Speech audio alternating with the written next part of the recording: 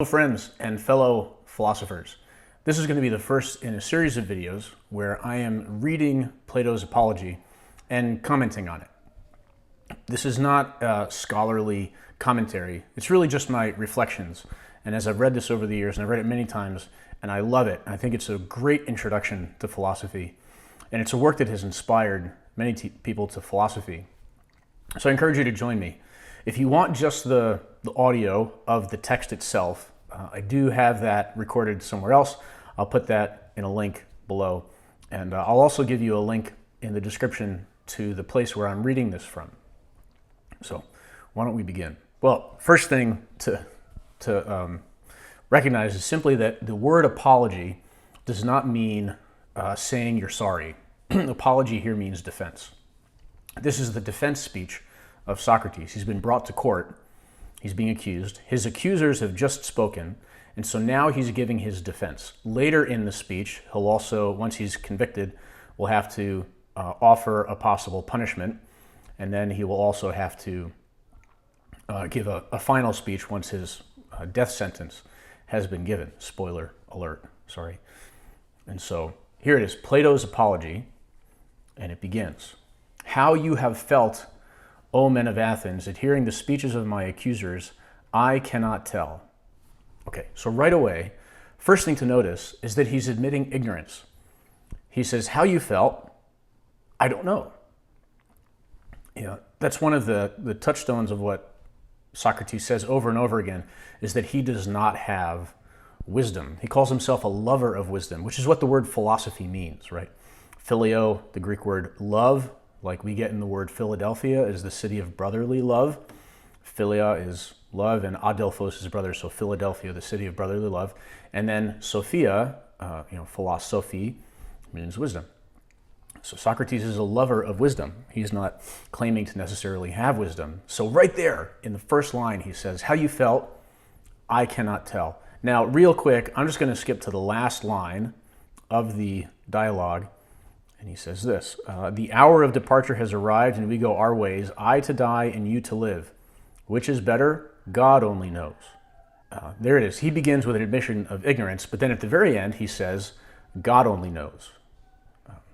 By the way, the God that Socrates is talking about is not exactly clear here. It's almost certainly not the God of the Jews, and it's definitely not Christianity, right? Because this is 400 years before Christianity. And yet, and in this apology, in his defense, he does talk about the God, a particular God who somehow is interacting with him and whose direction he thinks he's taking in what he's done. And he says, how you felt at hearing the speeches of my accusers. So his accusers have just spoken. Let's go on. He says, but I know that their persuasive words almost made me forget who I was. Such was the effect of them. I know I'm stopping a lot. So here's another, we've hardly gotten through a line. But he says that at hearing the accusers, I almost forgot who I was. Now that's an important thing in philosophy, is what are you? What is the nature of what it means to be a human being? There is a famous Greek saying, ancient Greek saying, know thyself. I have this in the original Greek on my classroom wall. Gnotis se auton. It was inscribed above the door of the Delphic oracle, and it's ascribed to Socrates, and he did say it, but he wasn't the only one. It shows up over and over again in literature, like in the plays of Aeschylus. But this idea of know thyself and how important that is. But the accuser's speeches almost made him forget who he was.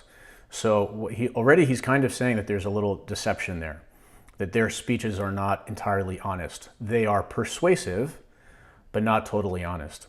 He says, and yet they have hardly spoken a word of truth.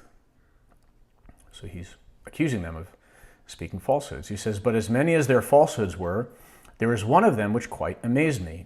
I mean, when they told you to be upon your guard and not to let yourselves be deceived by the force of my eloquence.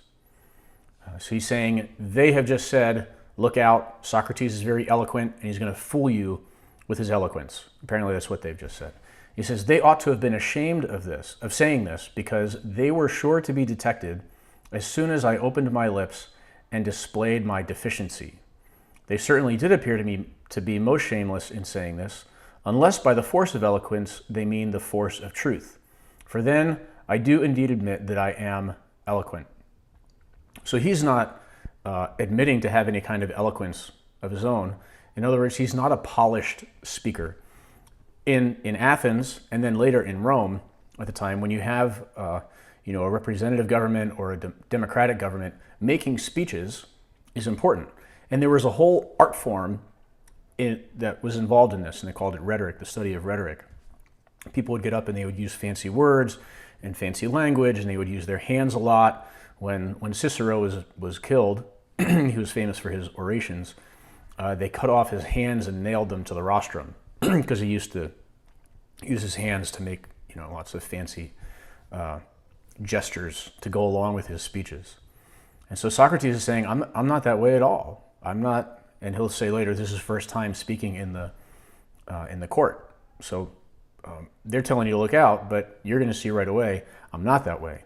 I'm not an eloquent speaker, unless you mean truth, because that's what he's after. And there he does admit to eloquence of a sort. Right. Where was I here? But in how different a way from theirs, right? So they're speaking falsehoods persuasively, but he's going to speak truly. He says, well, as I was saying, they have hardly uttered a word, or not more than a word of truth. But you shall hear from me the whole truth. Not, however, delivered after their manner, in a set oration duly ornamented with words and phrases. So that's, again, that fancy way of speaking. He says, I'm not going to do that. No, indeed, but I shall use the words and arguments which occur to me at the moment. For I am certain that this is right, and that at my time of life I ought not to be appearing before you, O men of Athens, in the character of a juvenile orator. Let no one expect this of me. Right. So he's saying that he hasn't planned this out ahead of time. Whether or not that's entirely true, I don't know. It certainly seems like there's been some planning into what he says here. I think, for most people, to deliver such a beautiful speech and a beautiful defense of what he's doing, there had to have been some kind of organization in his mind. But probably he did not lay it out very clearly with all of the ornamentation that goes on in the way of a normal orator of the time. But he hasn't done that. So he's just going to be speaking in his common way. And he says here, and I must beg of you to grant me one favor, which is this: if you hear me using the same words in my defense, which I have been in the habit of using, and which most of you may have heard in the agora, the marketplace, and at the tables of the money changers or anywhere else, I would ask you not to be surprised at this, and not to interrupt me. For I am more than 70 years of age, and this is the first time that I have ever appeared in a court of law. And I am quite a stranger to the ways of this place. And therefore, I would have you regard me as if I were really a stranger, whom you would excuse if he spoke in his native tongue, and after the fashion of his country. That, I think, is not an unfair request. Never mind the manner, which may or may not be good, but think only of the justice of my cause and give heed to that. Let the judge decide justly, and the speaker speak truly. So he's saying, you'll have to excuse me if I just speak in sort of typical everyday language that I've used in the marketplace. This is my first time appearing in court. It's first time having to come to court and give a defense of some kind. And he doesn't think that it would suit him to ornament everything the way that other people do. And then, in general, this is good advice. He says, let the judge decide justly and the speaker speak truly. So what is justice for the speaker? The speaker's one thing that's important is to speak truly. And that's what Socrates has agreed to do.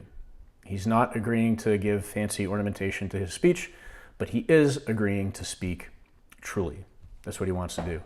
And then the person who's hearing, what is their job?